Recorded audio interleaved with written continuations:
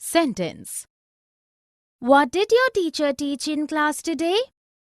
Sentences. Can you make a sentence using the word ball? Buy a ball, Renu. No, that sentence is not correct.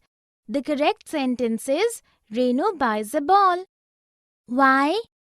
Words grouped together can be called a sentence only when they are placed in the right order, present a complete thought and make complete sense. Definition. A group of words which makes complete sense is called a sentence. A sentence expresses a complete thought and is the basic unit of any language. Sentences in English make statements, ask questions, express requests or commands, suggestions and exclamations. Let us look at some rules of sentence formation in English. The first letter of any new sentence is always capital. She went to the doctor. The doctor was not in his clinic. There is always a punctuation mark at the end of a sentence. I'm going to school. A sentence has at least a subject and a verb. Rashmi laughed. Subject Rashmi. Verb laughed. Subject plus verb plus object is the basic word order in a sentence. He hit the ball. He subject, hit verb, object the ball. A sentence must present complete thought that can stand alone. She called the police. There must be subject-verb agreement in a sentence. Those children go to school by bus. Plural subject children takes the plural verb go. What is a sentence? Look at the animals in the zoo and tell me something about them. I likes rabbits. The correct sentence is I like rabbits. Monkeys bananas. That is not a complete sentence, since it does not make sense. A sentence must contain a verb. The correct sentence is monkeys are eating bananas. Definition. A group of words presenting a complete idea which makes complete sense is called a sentence. Let us look at some sentence structures. If a sentence has one statement presenting one complete idea, it is a simple sentence. The day was very hot. If a sentence has more than one statement presenting more than one thought and both the statements can stand alone as separate sentences, then the sentence is compound sentence. The day was very hot, so we cancelled our picnic. Here, the day was very hot and we cancelled our picnic can both stand alone, separately, as independent sentences, each one expressing a complete thought, joined together by conjunction so. If a sentence contains two statements, each presenting a different thought, but only one of these statements can stand alone separately as an independent sentence, it is called a complex sentence. If it is a hot day, we will cancel our picnic. Here, we will cancel our picnic presents a complete thought and can stand alone as a separate sentence. But the second thought, if it is a hot day, cannot stand separately as an independent sentence.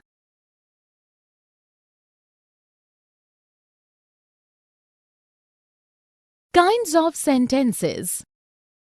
What a beautiful picture! Which one do you mean? The one in which you can see the sunset. I can't recall. Please show me the photograph. I will show you later. Do it now. In the dialogues, the girls have used different kinds of sentences to state something, make a request, issue a command, or make an exclamation of joy. The following sentences are examples of different kinds of sentences. Exclamatory, what a beautiful picture. Interrogative, which one do you mean? Declarative, the one in which you can see the sunset. I can't recall. I will show you later. Imperative. Please show me the photograph. Do it now. Definition. A sentence that asserts something or makes a statement is called a declarative sentence. A sentence that issues a command or makes a request is called an imperative sentence. A sentence that puts up a question is called an interrogative sentence. A sentence that gives expression to a strong emotion or feeling is called an exclamatory sentence. Let us look at few sentences. The weather is lovely. How hot the day is. Please pass me the salt. Go out. Where are you going for shopping? The first sentence makes a statement and is declarative sentence. The next sentence makes an exclamation and is an exclamatory sentence. The third sentence makes a request and is an imperative sentence. The fourth sentence is also imperative as it issues an order. The last sentence is interrogative as it asks a question. Here are few more examples of 4 kinds of sentences. Declarative. Ritu is an intelligent girl. Imperative. Stop talking. Interrogative. How will you go home? Exclamatory. What a wonderful surprise!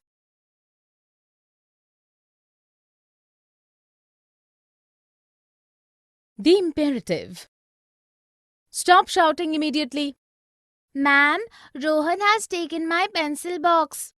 Rohan, give back the box at once. Ma'am, I don't have the box. Both of you get out of the class. Please don't send me out of the class. It is not my mistake. In the dialogues, the teacher and the boys have used sentences that makes a request and give commands. These are examples of such sentences. Stop shouting immediately. Rohan, give back the box at once. Both of you get out of the class. Please don't send me out of the class. Definition. A sentence that issues a command or makes a request or an entreaty is called an imperative sentence. Let us look at a few imperative sentences. Don't fight. Please help me wrap this gift. Have mercy on us. The first sentence is imperative because it issues a command. The second sentence makes a request and so is imperative. The last sentence is an entreaty and so an imperative sentence. Here are examples of some imperative sentences. Leave the room. Have some respect for elders. Please do come for my wedding. The subject and the object. Someone is calling you. I'm reading a book. Someone is ringing the doorbell. You open it. I'm doing my homework. Mother has opened the door. In the dialogues, the boys have used sentences that have a doer of the action happening and also a receiver of the action. These are examples of subject and object in the conversation. Someone, subject.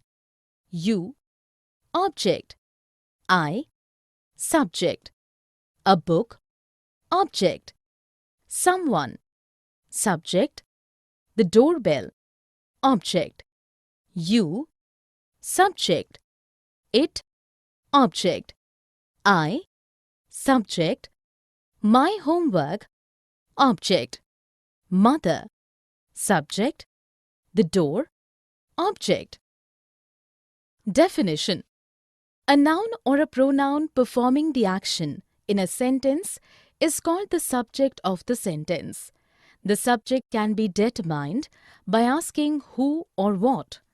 A noun or a pronoun receiving the action performed by the subject in a sentence is referred to as the object of the sentence. The object is determined by questioning what the subject did or to whom and also for whom. Let us look at a few sentences. Simi picked up the bag. Jay warned him. Manu hit the ball. In the first sentence, Simi is the doer of the action and the subject, while the bag received the action and is the object. The next sentence, Jay is the subject as he is the doer of the action and the object is him, being the receiver of the action. In the third sentence, Manu is the subject since he performed the action and the ball is the object since it received the action. Here are some more examples of subject and object. Vicky was driving the car. Subject Vicky, object the car. Kittu smiled at her friend. Subject Kittu, her friend object. Vani is eating an ice cream. Subject Vani, object an ice cream. Direct and indirect objects. I want an ice cream. I will buy you an ice cream. I will take a chocolate cone. We will take one for Raghav also. I'm holding a book. You can carry it for him. I will hold it. In the dialogues, the boys have used sentences in which there is a direct receiver of the action performed by the subject and also another person involved in the action. Here are some examples of sentences with direct objectives. I want an ice cream. I will take a chocolate cone. I'm holding a book. I will hold it. Here are some examples of sentences with both direct and indirect objects. I will buy you an ice cream. We will take one for Raghav also. You can carry it for him. Definition. A direct object is a direct receiver of the action performed by the subject in a sentence. It is the answer to the question what or whom. An indirect object does not receive the action of the subject directly but is involved in the action in some manner. It is the answer to the question to whom, for what. A sentence with an indirect object must also have a direct object. Let us look at a few sentences. Zeenat caught the ball. Harmeet is buying a new dress for his sister. Purvi gifted a phone to Kamna. In the first sentence, the ball is the direct object since it is the direct receiver of the action performed by the subject Zeenat. In the next sentence, a new dress is the direct object of the verb and his sister is the indirect object as it answers the question for whom. In the third sentence, a phone is the direct object as it answers the question what and Kamna is the indirect object as it answers the question for whom.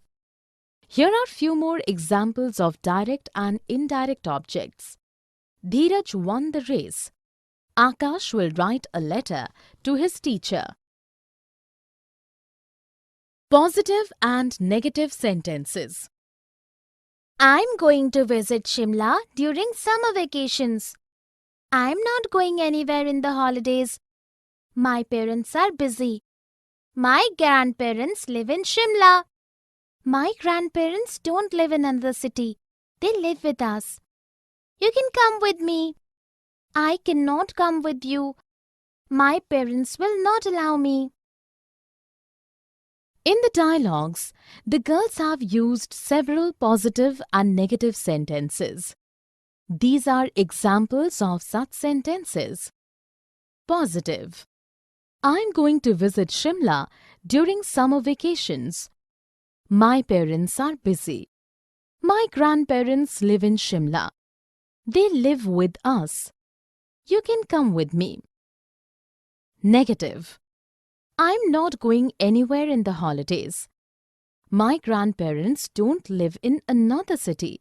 They live with us. I cannot come with you. My parents will not allow me. Definition: a positive sentence expresses something affirmative. It states something is so. A negative sentence expresses something negative. It speaks of something that is not so.